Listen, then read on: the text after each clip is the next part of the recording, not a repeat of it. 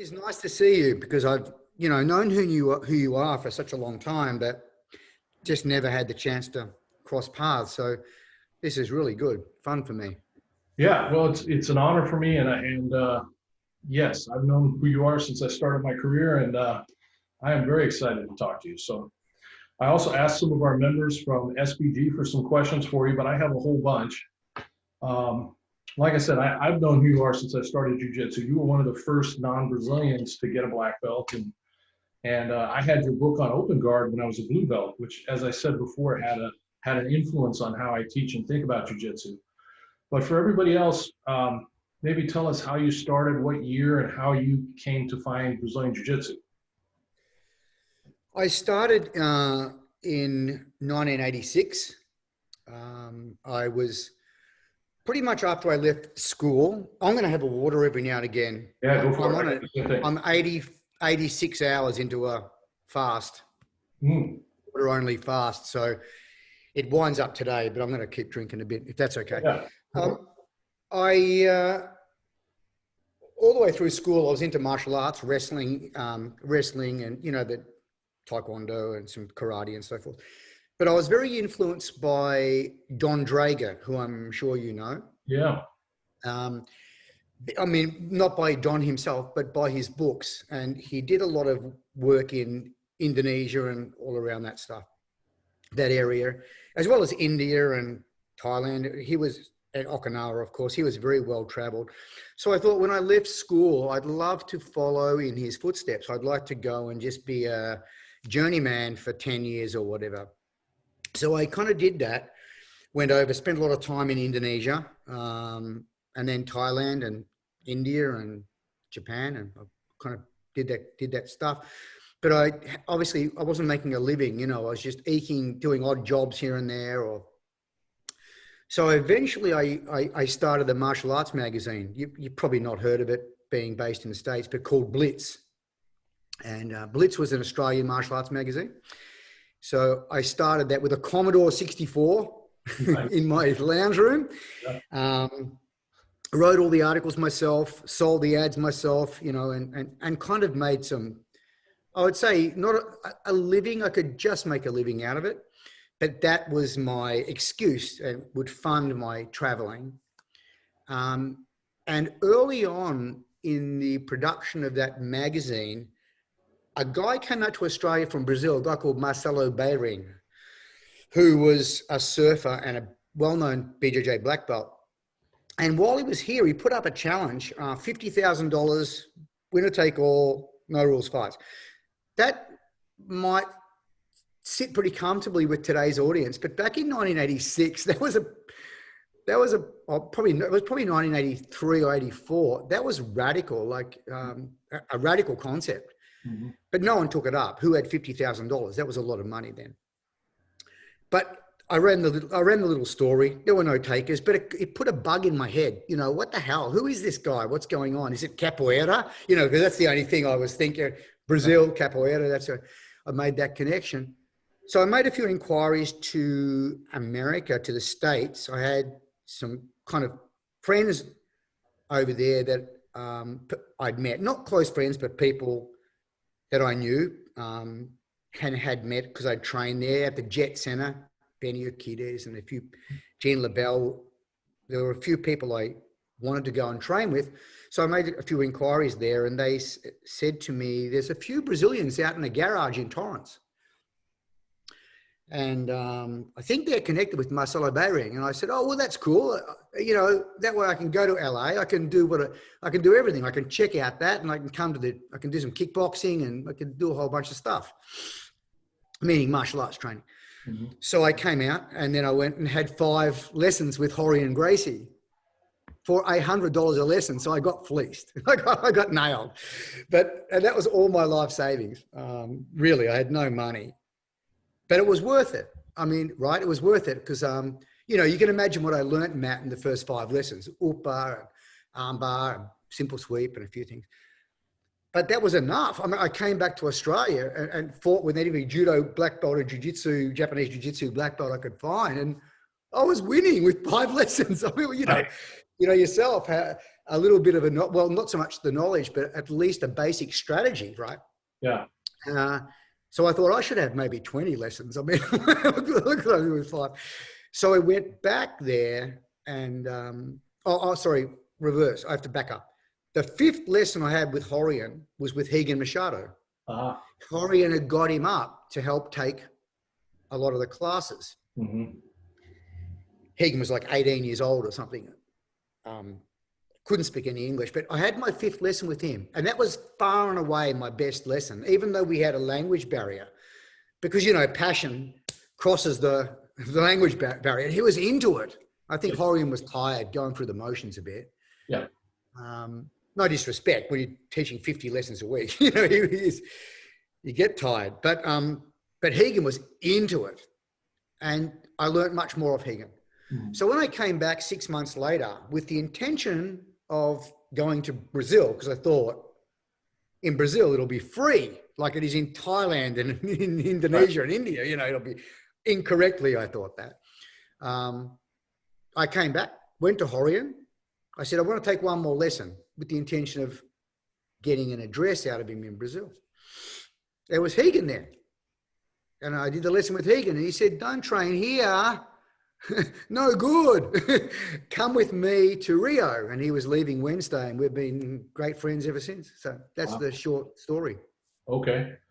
Yeah. So I think I have a passing familiarity with what Horian was teaching in the garage that time. Those first few lessons that, you know, kind of imparted the magic of Gracie Jiu-Jitsu. But what was Rigan teaching? What were his lessons like? What were Rigan's lessons like, and what was the difference? What was he teaching and showing? Rigan, the thing about Rigan is that he was, I don't think, it wasn't so much what he was showing, Matt, because, you know, I was a white belt. What would I have been able to appreciate? No, I was unable to appreciate nuance at that point. Sure. Probably not for another 8 years, really. I mean, but it was the fact that when I did something, he was really looking, you know, like, and he go, oh, and then what came across to me was he was absolutely 100% focused on one thing, making me better. Nice. As opposed to ticking the boxes, going through it.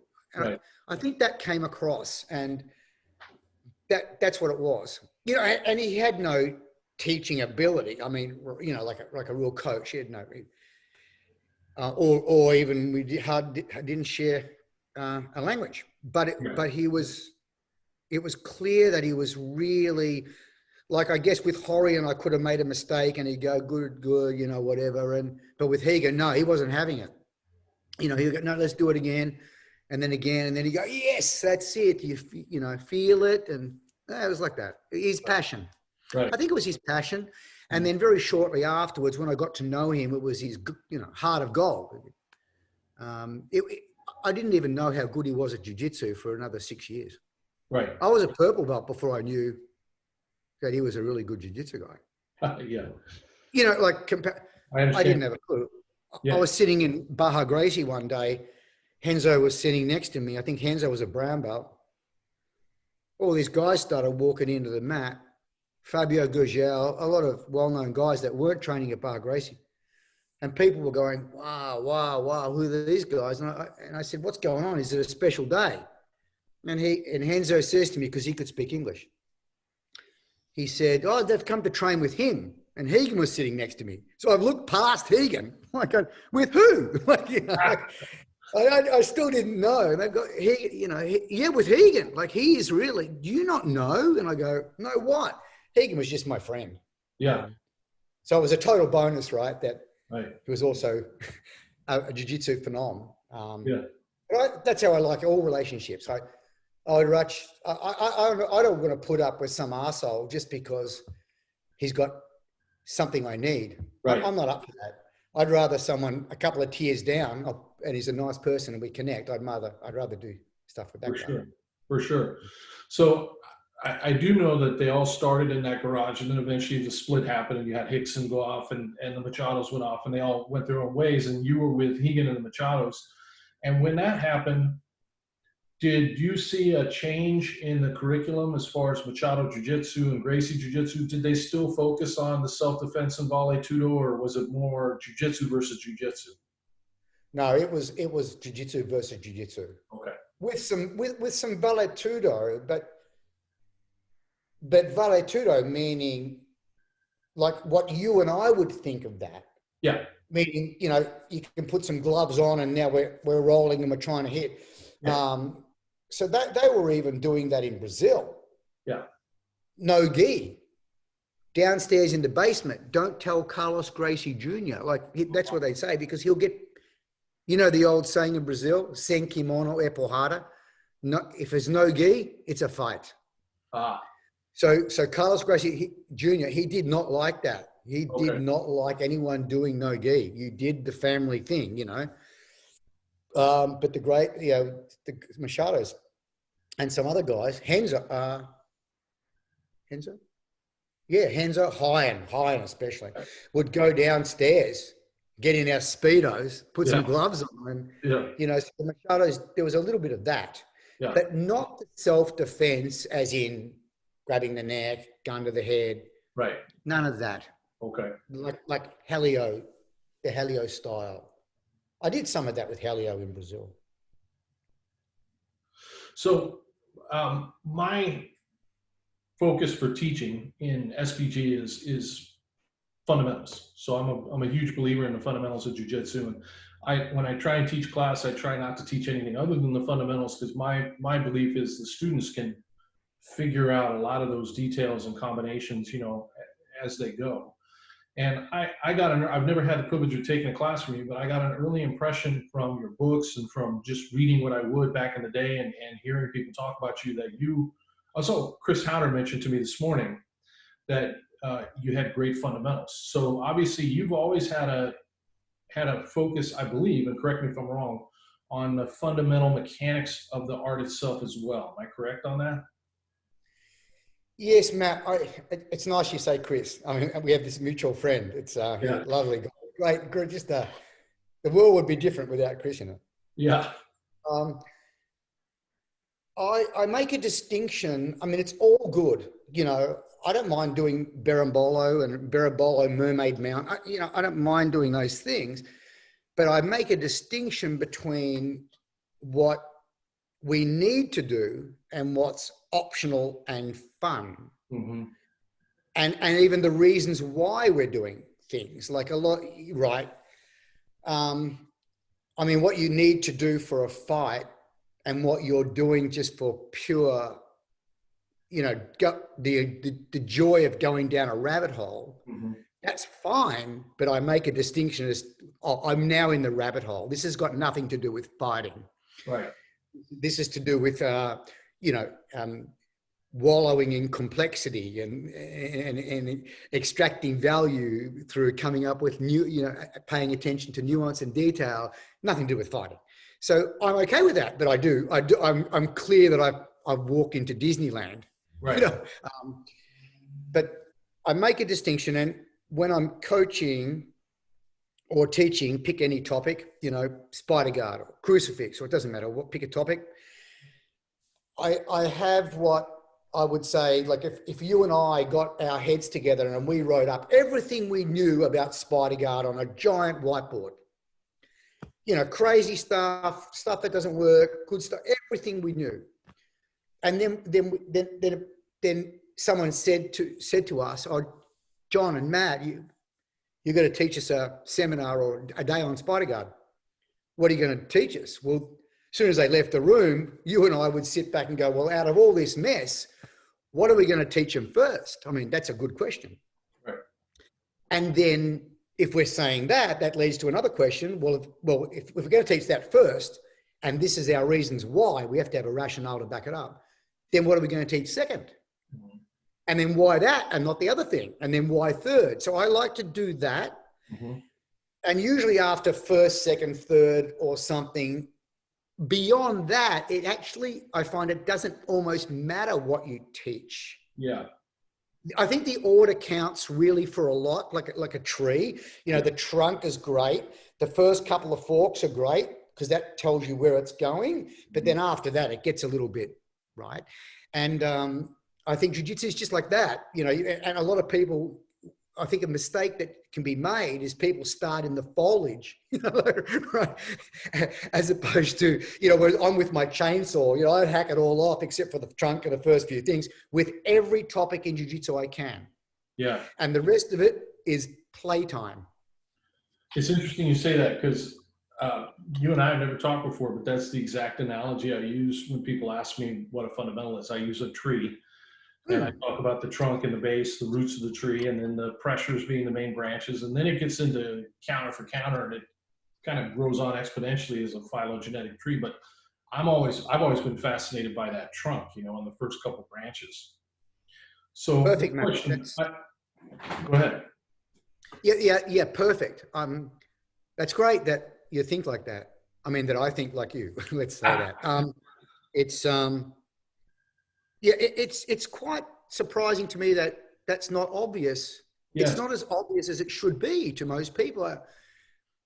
I guess because of maybe YouTube, you know, maybe the world that we now inhabit, people can jump on, like I want to get a new coffee machine. I've got time. I mean, lockdown, you know.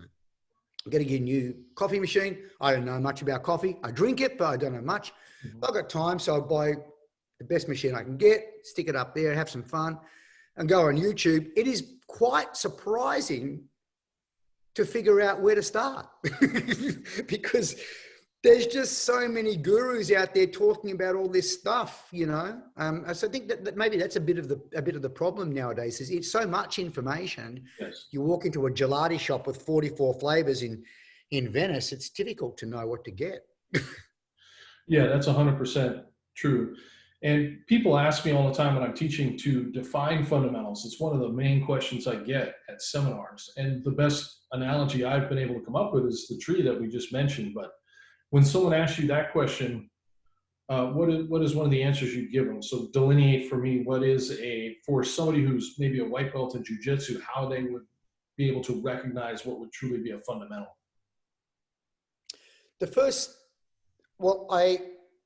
I don't start with the guard. I don't start being on the ground. I start standing on our feet. So when someone, I'll just give you the idea of maybe when someone comes into my school, my academy. When they come in, this is how it works. They come in, they do a 4-class trial. Because I want to first of all figure out whether I can give them what they're looking for. Sure. And I want to figure out whether I want them, that kind of person on my mat too. Right? Not everyone gets in. Right. So I give them a 4-class trial. A 4-class trial because 1 class is not a habit. And if they judge me by what we do in that class, they're going to have a very myopic view of what it is. Right. So it takes 4 classes to give them a little bit of a multiple view perspective. So I take 4 classes. If they join up the school. The first 3 months is stand up, fence, dealing with aggression, preemptive striking, preemptive grappling, you know, crashing in, clinching, gloves on, focus mitts, thigh pads. So, and then some fundamental groundwork.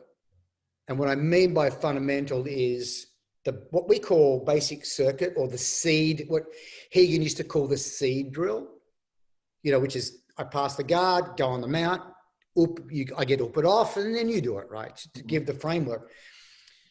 But I've taught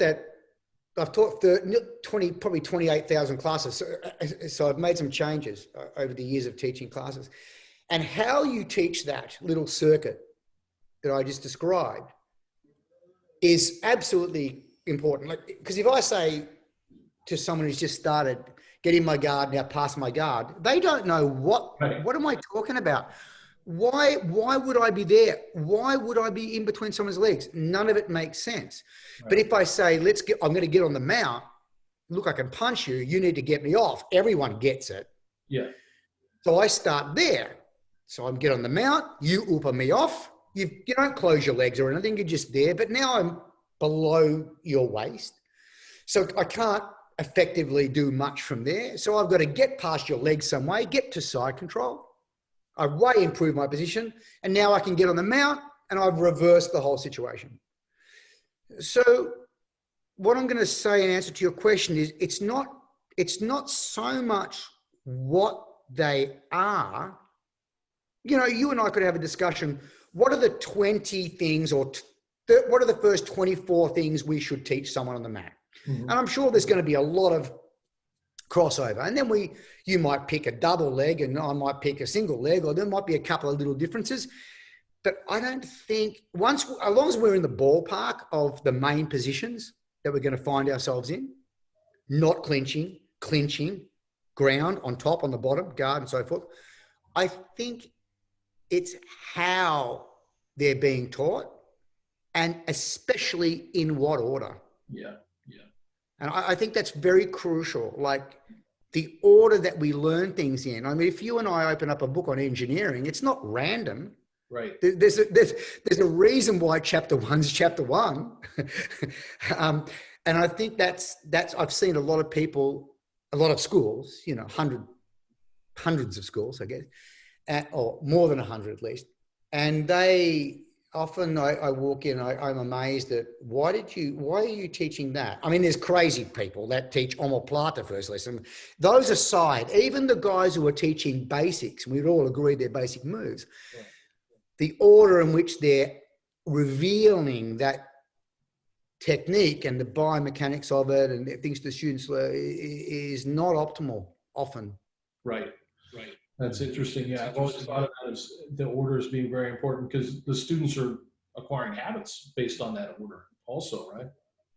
So, and context, because you've got context, you know, when we have context, straight away we capture an idea.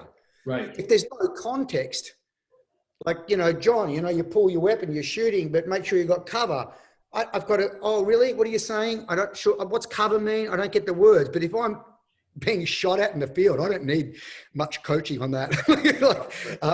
So I think context is really important. So the way we teach things, the order we teach them in, I think there's a lot of work that's still left to be done in that area. Yeah.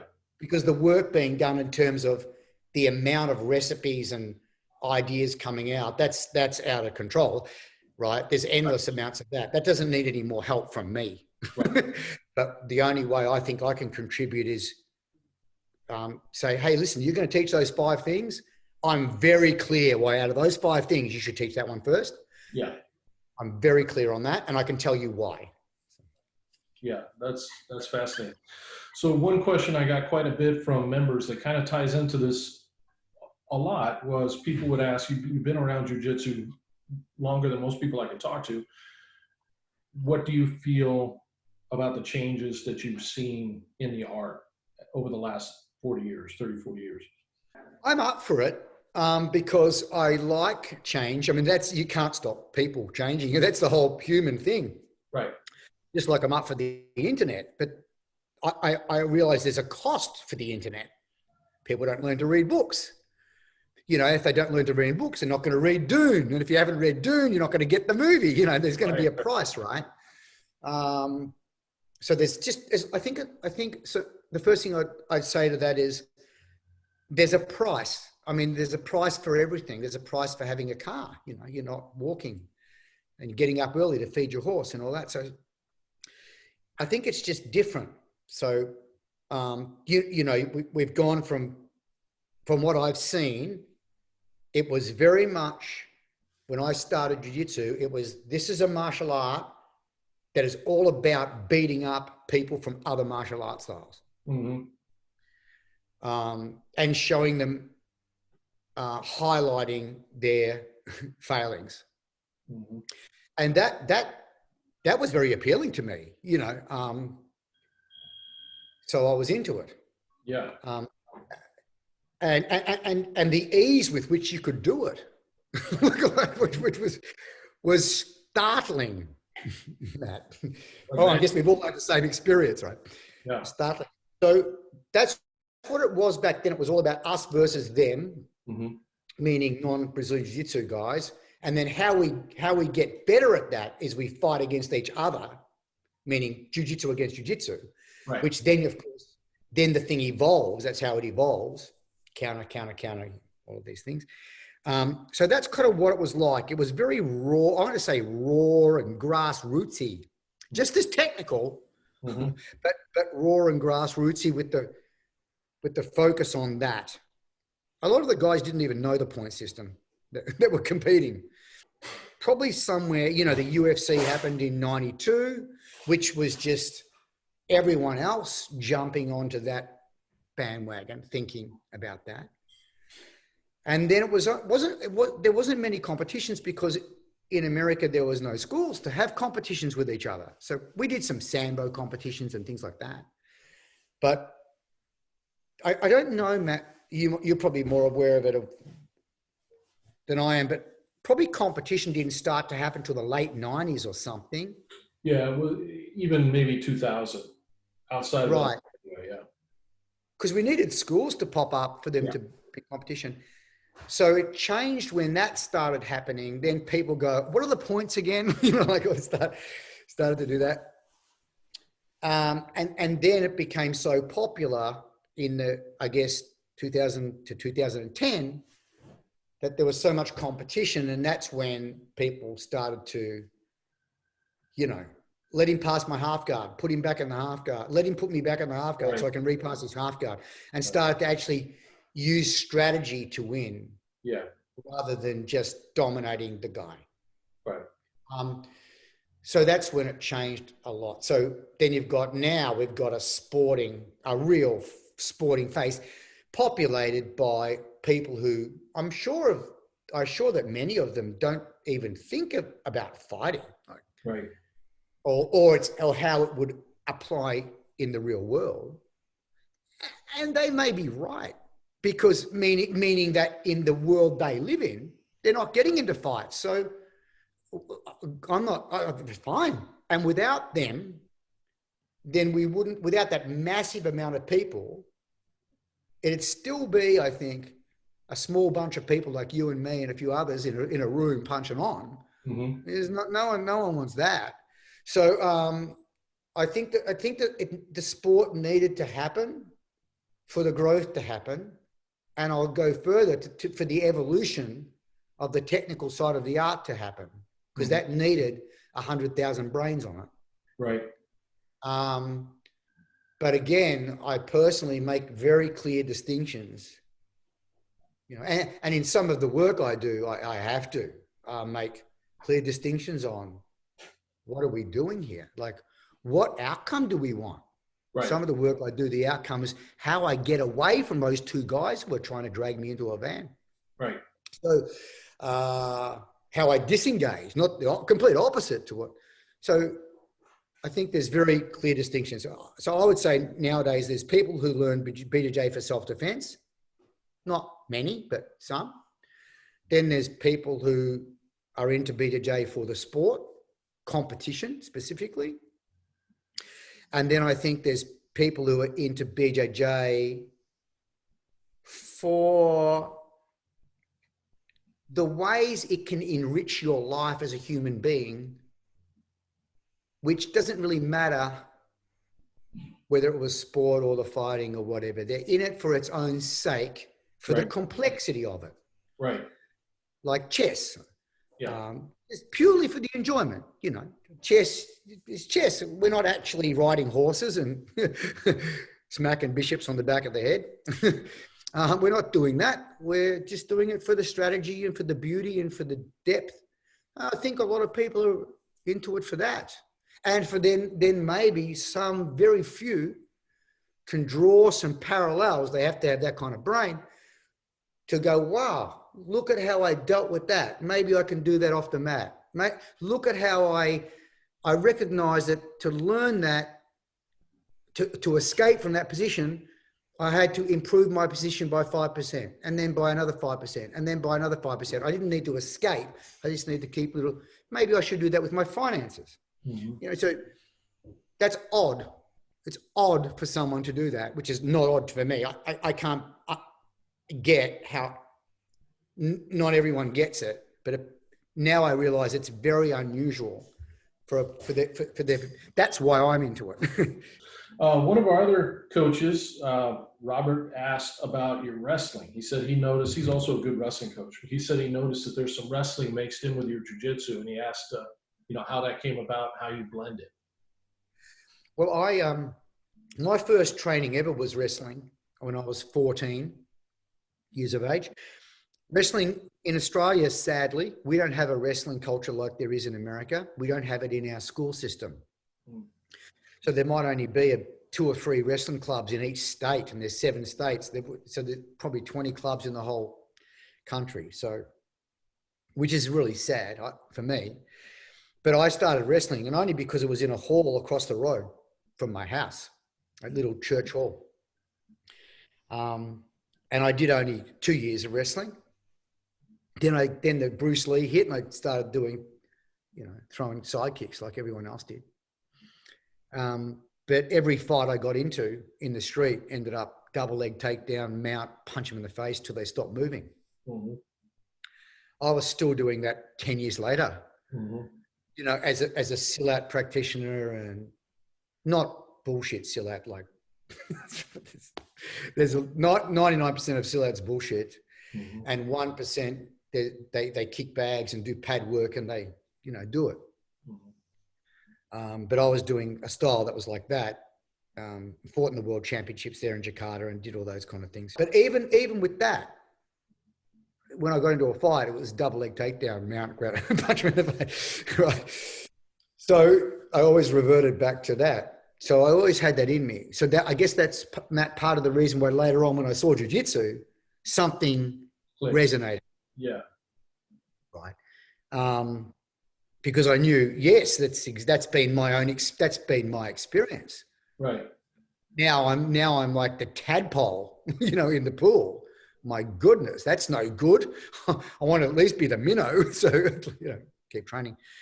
And then I was lucky in that Rigan Machado was most influenced by Rollins Gracie. Mm-hmm. And for those who don't know the history of jiu-jitsu, Rollins Gracie in Brazil, often touted by many of the old school guys as being the best one ever. He was a kid whose mum worked for, if I'm not mistaken, I think it was Pan American Airlines, Pan Am or something. She was a airline hostess. So Hollis, he had access to being able to fly to America for free and stay with his mum every couple of weeks and all that stuff. So Hollis would go back and forth to New York. This is way, way back. And so he was naturally in New York. Then he would be doing sambo and wrestling. And he ended up running the Brazilian wrestling team, like being the coach got some funding from the government to run around Brazil and try to get a team for the Olympics. So because Hollis was like that, he didn't play guard. He only played on top. He's known for taking people down, doing knee right and breaking their arms. So he had that kind of game. So the Machados were very influenced by him, that he was their favorite. So naturally, when Rigan moved to America, he went, I'm sure he in his own, I'm guessing, but he in his own mind is saying, I'm doing what my hero did. Hollis wrestled, I'm doing it. So Rigan would get wrestling coaches in, and we did wrestling. So we were really fortunate that we were doing arm drags, duck unders, Russian ties to single legs and ankle picks. We were doing all that stuff from the beginning, where other jiu-jitsu guys, certain other people that were around at that time, they looked as wrestlers as the enemy. Yeah. I remember. Whereas we would be looking at them as, they're our mates who just fight. They got just different outcomes they want, but they're our friends. So there was quite a different approach. And, you can read between the lines there. Yeah, I remember that. My understanding of it too from Holes was there how much of that was influenced by Bob Anderson? Well, certainly Bob Anderson was a big influence on Rigan. Rigan, okay. Yeah. Right. He had a relationship with Holes, right? Is that right? I think I don't know. I thought it was with Holes, but maybe it was with Hegan. I'm not quite oh, sure. you know what? I think I read that somewhere, and maybe that's why Hegan tracked him down. Okay. I'm sorry, I can't answer it. But Bob Anderson for a while was coaching at Hagen's Academy. Oh, okay. All right. Yeah. So Hagen, I'm going to say the Machados in general. Yeah. But when I say Hagen, I did most of my training with Hagen and Jean-Jacques. But Hagen particularly was it wouldn't matter. Sumo wrestling, he's up for it. Like what's sumo? How's it work? What's going on? You know, he was influenced by Sambo very early on. Mm-hmm. Meaning they did leg locks. They were focusing on all the leg locks and leg attacks in a time where to do that was like, that's a cheap move. Right. But he was good. You know, and in 10 minutes time, he was doing all their stuff 5 times better than them because, you know, the understanding we have through our jiu-jitsu training, it's like a chef learning how to cook a hamburger from a hamburger guy on a thing. You know, I give him 10 minutes and he'll be making a better hamburger. So it's something like that. Right. So we had that early influence. We were doing backstepping to inside ashigaramis and doing scissor takedowns to inside ashigaramis and all of that stuff in 1991. Way before it's become, now it's since become, you know, people have worked out a lot of new things now. Right. York, especially, you know, with John Danaher and those guys, he's done a lot of really good work branding himself, but also he's done a lot of good work in. Well, how couldn't you? You put a smart guy into a place with 1,000 students. You got 1,000 students. There's going to be 20 phenomenal freak athletes in that 1,000. Numbers game, right? Yeah. And then you know, you put your brain on them. It's like that's a no-brainer. But they've contributed a real lot to that area. Be pretty cool. A couple people mentioned what it was like for you being in Australia, but I wonder if you would also see that in a way as an advantage because you were teaching and having to express all this yourself. Yeah, well, I had to think, but we all did to a degree, right? Right. And there's nothing wrong with that. I mean, it's not the complete opposite to that. It's mandatory. Right. No, it's an advantage because I couldn't just say, hey, coach. One of the things I remember in America, training at Hagen, my main training partner was David Meyer. We become very close friends. We always used to train together. And we had some rules, little rules we made. We're going to turn up early. Whatever we did last session, we're going to do 10 reps before the class. Then when we're in the class, if everyone does 20 reps, we're going to do 30 in the time. We're not going to bullshit. We're not going to fuck around. We're just going to be like a machine, back to be efficient and just do 50% more reps because that means every 2 years training they do, we do 3. Mm-hmm. And then after class finishes, before we leave, we do another 10 reps. And if you add that to the reps we've done before the class, we've done 5 times as many reps as everyone else. Right. Simple habit. So then we did that because I want to remember what we did. And that was the only way for me to remember, Matt. I wasn't one of these amazing people that seems to look at a technique, got it. I had to work it. So, and people would come up to me, American guys, and say to me next night, hey, John, what was that technique Hagen showed us the 2nd or 3rd variation of the thing last week? I go, hey, bro, it's not my problem. And I didn't want to be an asshole, but I was like, you were there. Mm-hmm. Why didn't you take notes? Why didn't you do the extra reps? You were clowning around. Mm-hmm. Piss off. So I was a little bit like that. Now I'm not so much like that, but I was a little bit like that. So in doing all that, you know, I did. And so my point was those guys had, you know, why they weren't grasping onto the techniques? Because they figured, Higgins here tomorrow. I'll ask him tomorrow. I didn't have that luxury. So that's why I was very motivated to make sure that I had every lesson locked in my brain and took notes, because when I went back to Australia, I was by myself. So I had a high level of motivation. They didn't, because they could just rock up and ask him.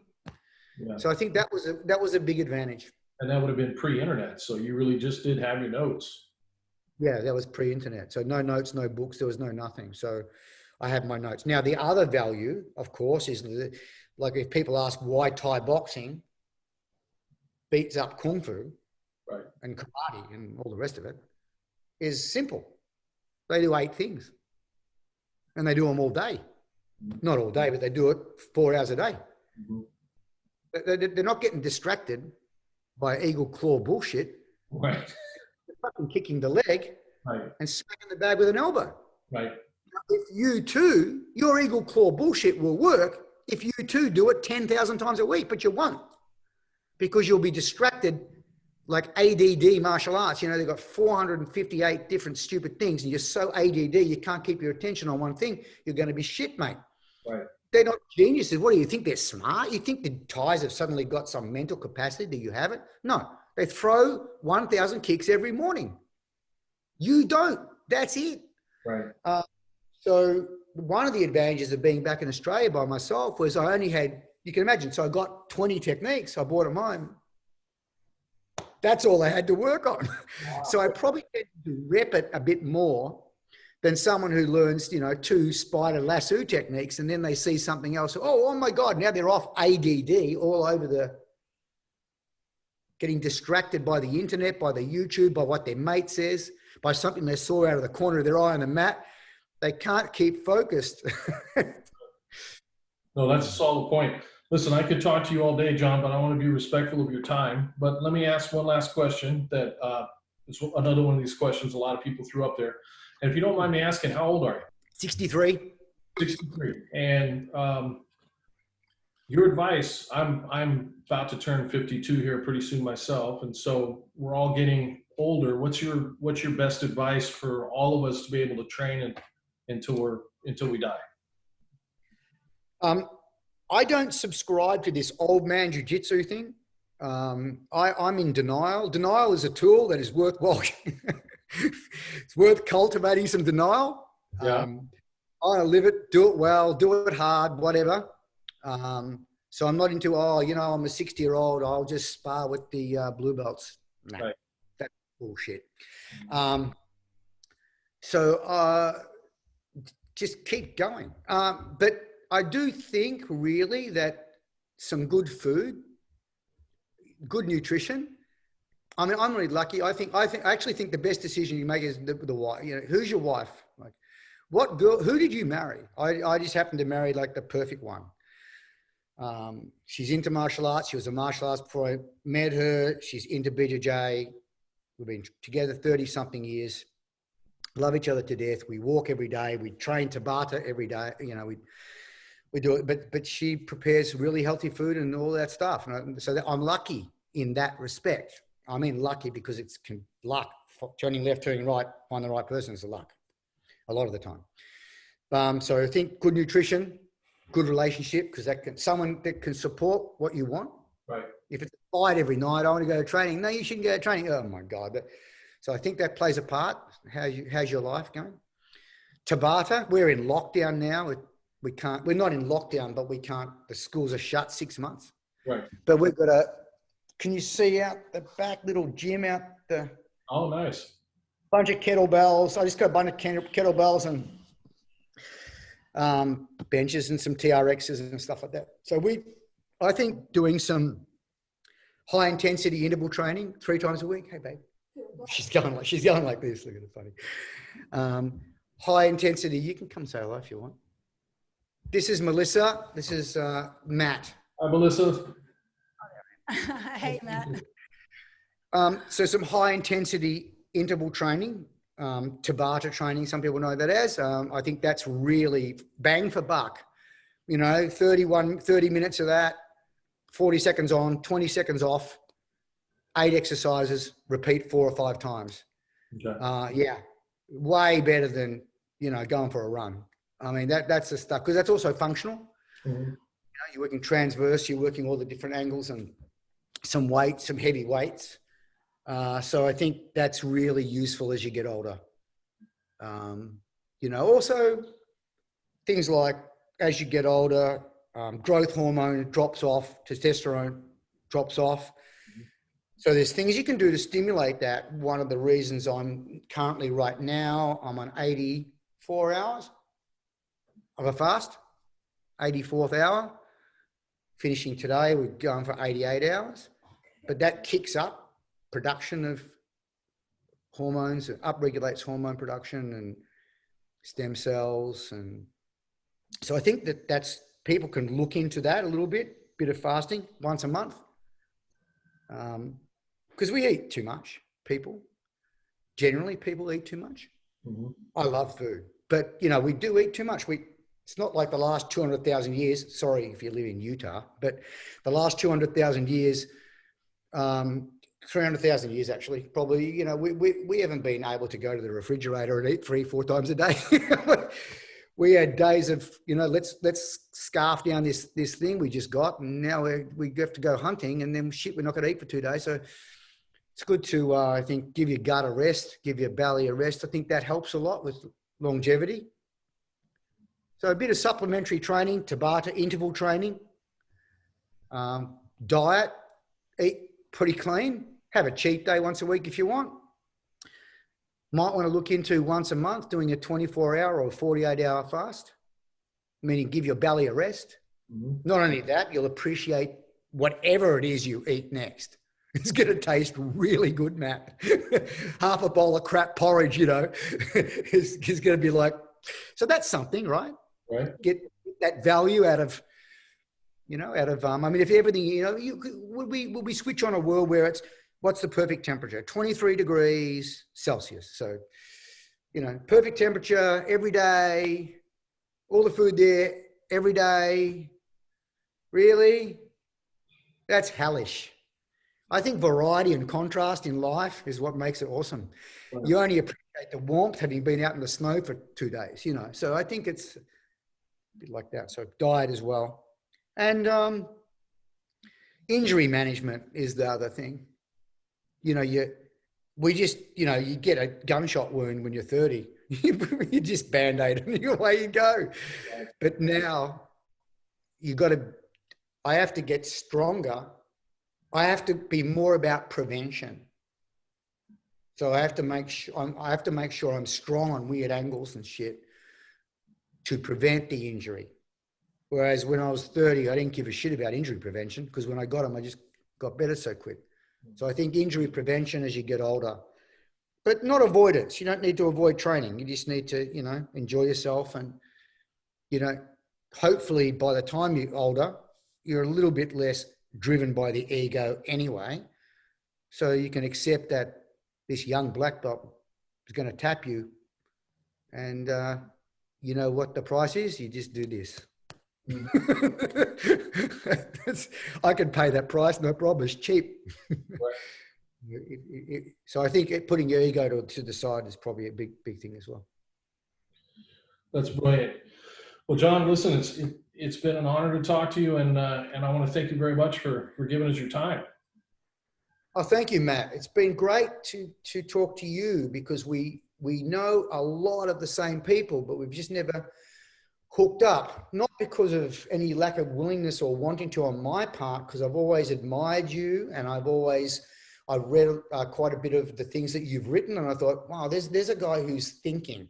I like that. And so, yeah, I think that, yeah, you're a student of Chris's, but you're much more than that. You're someone who's done a lot of contributing to the landscape that we both love all over the planet. And so it's really great to actually finally see you. I hope we can meet one day. I look forward. I'm sure we will. That'd be really nice. So thanks very much for having me along, Matt. Thank you very much, sir. I appreciate it.